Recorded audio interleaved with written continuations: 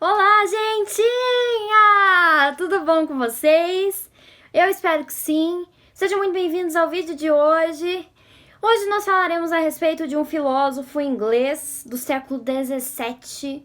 Ele nasceu em 1632 e morreu em 1704. E aí, já sabe quem é? Eu imagino que sim, porque provavelmente o nome dele está no título do vídeo.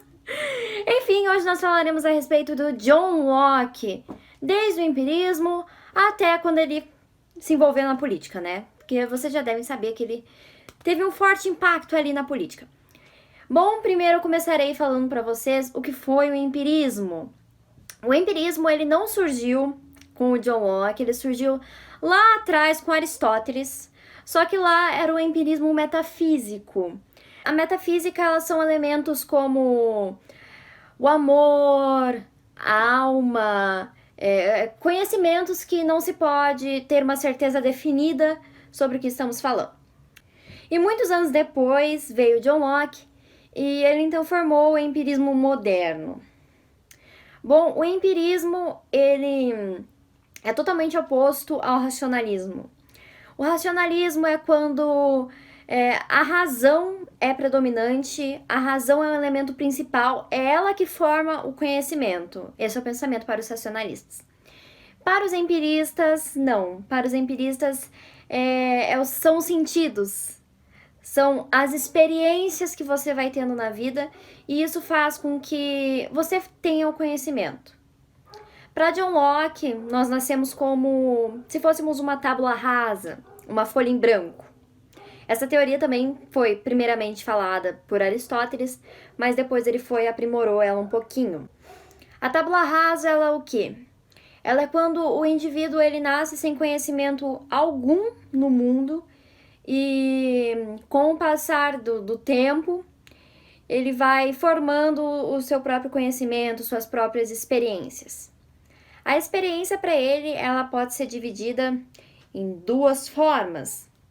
A experiência externa e a experiência interna. A experiência externa são de ideias simples de sensações. São objetos que produzem sensação no indivíduo por meio dos sentidos.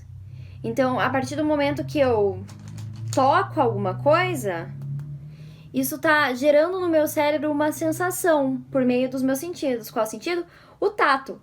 E o nosso cérebro, ele meio que tem uma pastinha lá que armazena cópias dessas experiências. Então, quando você tem uma experiência uma vez, você não precisa ter ela de novo, porque o seu cérebro já tem a sensação que ela produz guardadinha ali. E também tem a experiência interna. Experiência interna é dor, prazer, que são ideias simples que provêm da reflexão. A mente só cria suas ideias quando ela reflete sobre suas operações internas. Ele critica o inatismo, ele não acredita nas ideias inatas. O que são essas ideias inatas? São ideias que desde o momento que você nasce, você já nasce com elas. Você não precisa passar por uma experiência para saber sobre elas, entende? Ideias inatas são a perfeição, a ideia de Deus. Então, são ideias que já nascem com você. Porém, para John Locke, você desenvolve elas com o tempo. Elas não nascem com você. O John Locke, ele era burguês, então dá para se dizer que ele via as coisas a partir, da classe social dele, e ele decidiu estudar um pouquinho sobre a origem das classes sociais, o porquê que elas surgiram. Ele foi um dos filósofos contratualistas, que são pessoas que buscaram entender a origem da sociedade e por que ela teve que surgir. Para Thomas Hobbes, que foi um outro filósofo contratualista, ele acreditava que o homem ele nascia mal. E Rousseau, que também foi o outro, foram os três mais importantes, John Locke, Rousseau e Hobbes. E para Rousseau, o homem nascia bom e a sociedade o corrompia. Já para John Locke, não. Para John Locke, o homem não nascia nem bom e nem mal. E a sociedade definia o que ele faria a seguir. Para ele, o nosso estado de natureza, antes das leis, antes da formação do Estado, nós viveríamos em plena paz e harmonia. Nós viveríamos de forma pacífica, porque o Locke ele tem 3 coisinhas que ele considera como jus naturale. Eu não sei nem se é assim que se pronuncia, mas enfim. Ele considera como direitos naturais e inalienáveis. Você nasceu com aquele direito e ninguém pode tirar ele de você. São eles, né? O direito à vida, o direito à liberdade e o direito à propriedade. Ou seja, lá no estado de natureza, nós viveríamos muito bem. Por quê? Porque a propriedade, ela seria de todo mundo. Então, todo mundo teria direito a uma parte, né? Além do mais, não teria nada de ninguém, nada próprio seu. A vida, todos poderiam aproveitar livremente e todo mundo também teria liberdade. As pessoas escolhem quem vai representar elas lá no estado.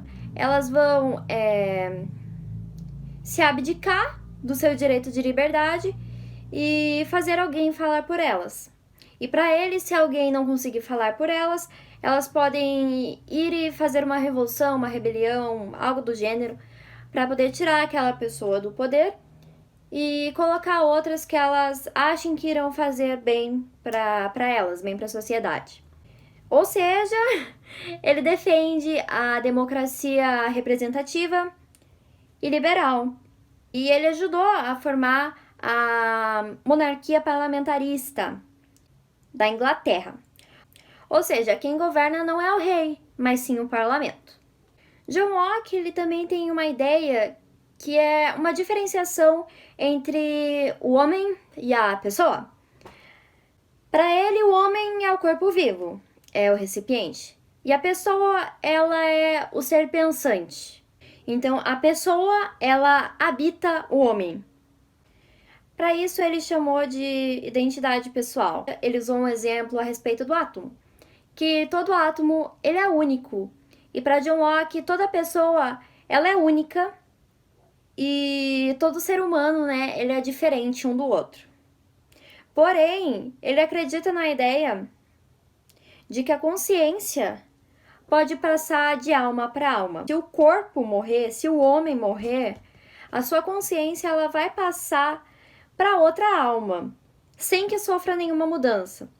Porque é a consciência que habita o homem, a pessoa, a consciência.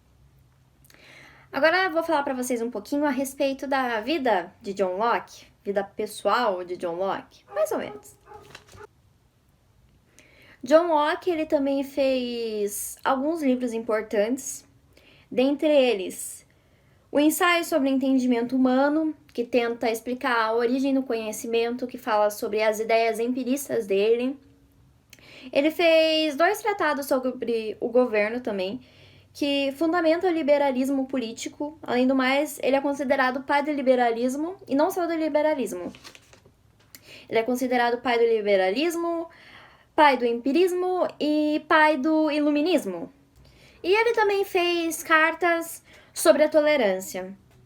Essas cartas, mais futuramente, vão influenciar Voltaire, e ele influencia a Revolução Francesa.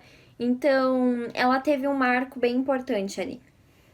John Locke, ele nasceu puritano, ele era calvinista. Ele acreditava também na tolerância religiosa. Para ele, nenhuma religião era correta e todos deveriam respeitar as outras religiões que não eram as dele, né? Então é isso, foi esse o vídeo de hoje. Eu espero que vocês tenham gostado, que vocês tenham aprendido com esse vídeo.